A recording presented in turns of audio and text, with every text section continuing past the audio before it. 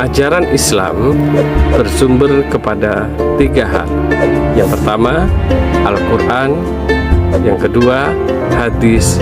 Dan ketiga adalah ijtihad. Al-Quran adalah sumber hukum pertama umat Islam yang berisi tentang akidah, ibadah, peringatan, kisah-kisah yang dijadikan acuan atau pedoman hidup umat Nabi Muhammad SAW. Apa yang dimaksud dengan akidah? Al-Jurjani dalam tarifannya menjelaskan, yang dimaksud dengan akidah adalah sesuatu yang diyakini bukan yang diamalkan. Akidah merupakan pokok-pokok ajaran yang harus selalu ada dalam benak seorang muslim. Jika mengingkarinya dapat mengakibatkan seseorang dinilai keluar dari ajaran Islam. Contoh akidah Islam yaitu beriman kepada Allah Subhanahu wa Ta'ala dan sifat-sifatnya dengan cara menerima dan meyakini sesuai dengan apa yang tertulis dalam Al-Quran dan As-Sunnah atau hadis, melakukan 6 rukun iman dalam kehidupan sesuai dengan ajaran Islam dengan melaksanakan perintah Allah dan menjauhi larangannya. Pengertian hukum wajib, sunnah, haram, makruh, dan mubah dalam Islam. Wajib merupakan suatu perkara yang harus dikerjakan dan tidak boleh ditinggalkan. Dan jika umat Islam meninggalkannya, maka akan berdosa. 2. Hukum sunnah. Hukum sunnah adalah mendapatkan pahala apabila dikerjakan dan apabila ditinggalkan tidak berdosa. Seperti hukum wajib, hukum sunnah juga dibagi menjadi 2, yaitu sunnah mu'akkad dan sunnah ghairu mu'akkad. Sunnah mu'akkad adalah sunnah yang sangat dianjurkan untuk dikerjakan, seperti sholat tarawih, sholat 2 hari raya, dan sejenisnya.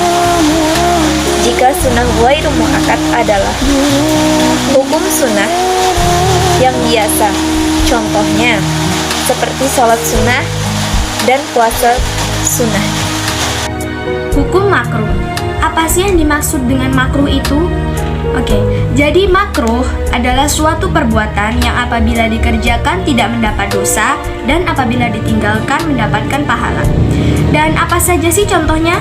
Jadi contohnya adalah makan dan minum pada saat berdiri. Yang kedua, menyikat gigi pada saat berpuasa. Assalamualaikum warahmatullahi wabarakatuh. Perkenalkan, nama saya Tri Susilo. Di sini saya akan menerangkan tentang hukum mubah.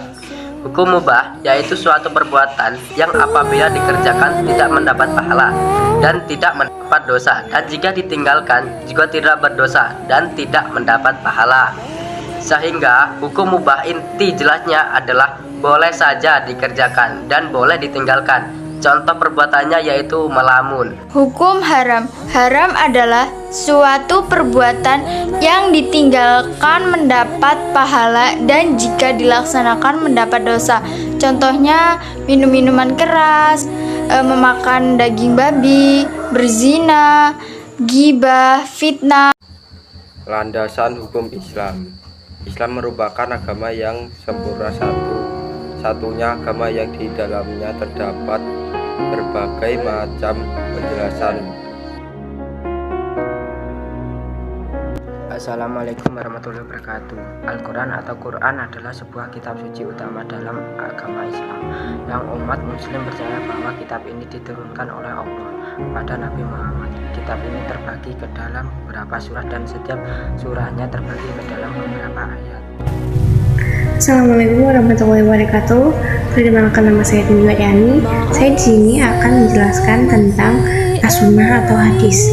As-sunnah atau hadis adalah perkataan, perbuatan, ketetapan, dan persetujuan dari Nabi Muhammad SAW.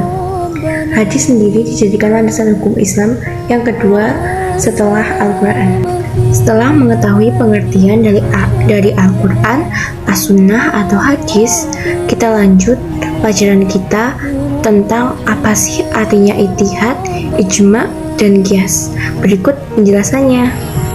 Ijtihad. Apa sih yang dimaksud dengan ijtihad? Ijtihad adalah sebuah usaha yang sungguh-sungguh, yang sebenarnya bisa dilaksanakan oleh siapa saja. yang sudah berusaha mencari ilmu untuk memutuskan suatu perkara yang tidak dibahas di dalam Al-Quran maupun hadis, dengan syarat menggunakan akal sehat dan pertimbangan yang matang.